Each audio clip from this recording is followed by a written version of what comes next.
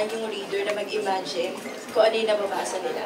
Dito po, ginawa po namin sa film. Parang ginawa namin siyang mas visual. We enhance the story.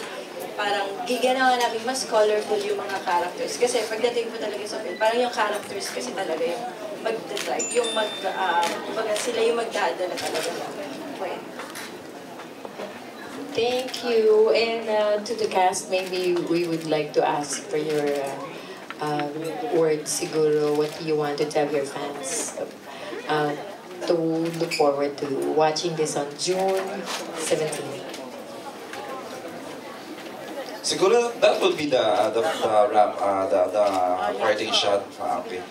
I'd like to start with Marco. How would you like to say to your fans, to everyone? Yeah, to everyone, I would like to invite everyone to watch Just the Way You Are po, June 17 na. I'm sure na it's not gonna target just the teenagers but also like the older market. So everyone will like it, like everyone will get to relate to the movie. And yun, I'm sure na magugustuhan niyo po na. Saan mo hanap ka na rin ng permanent love team mo na parang sisiyan?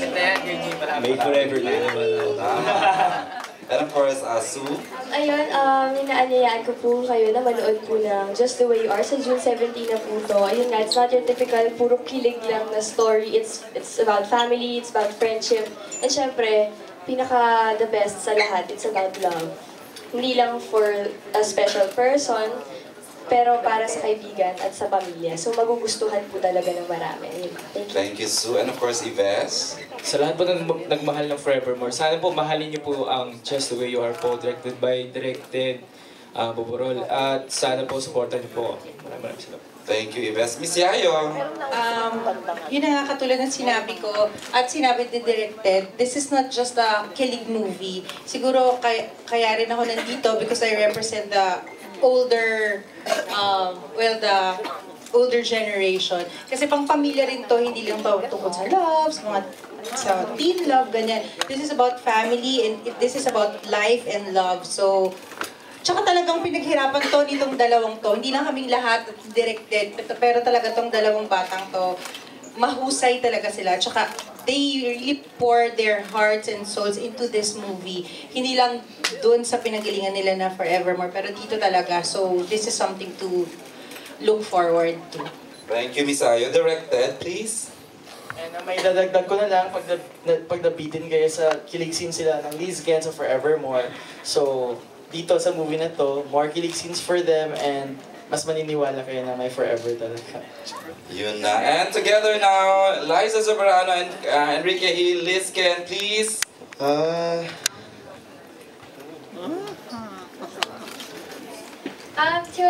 To everyone who supported me and Ken from Forevermore, and to everyone who supports Forevermore in general, thank you so much. And also to the new supporters, I just want to say, abangan niyo po ang Just the Way You Are this June 17 po in how many cinemas? Well, in a lot of 3,000 cinemas worldwide.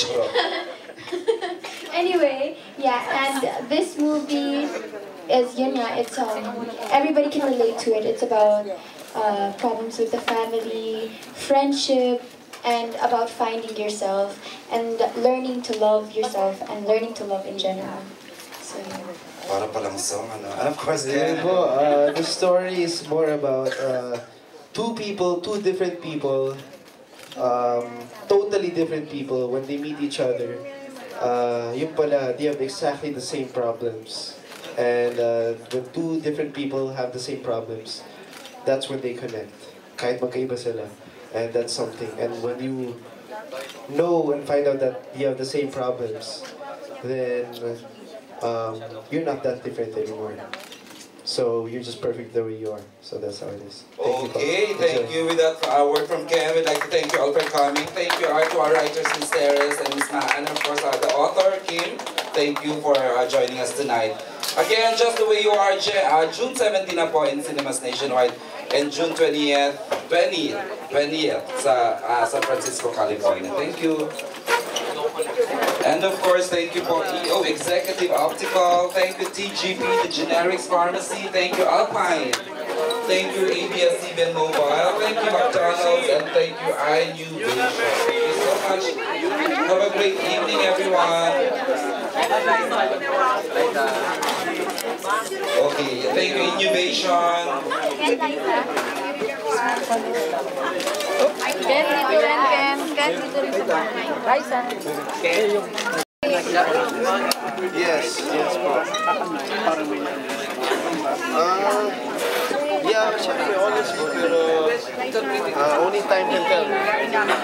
Nangyayari, if may chance kung wala. Pero kung may forever,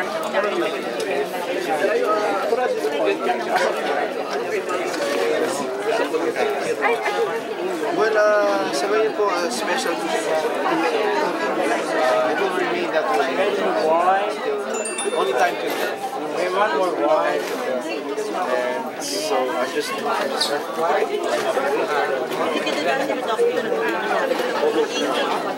yun nga eh. Yes, pag 18.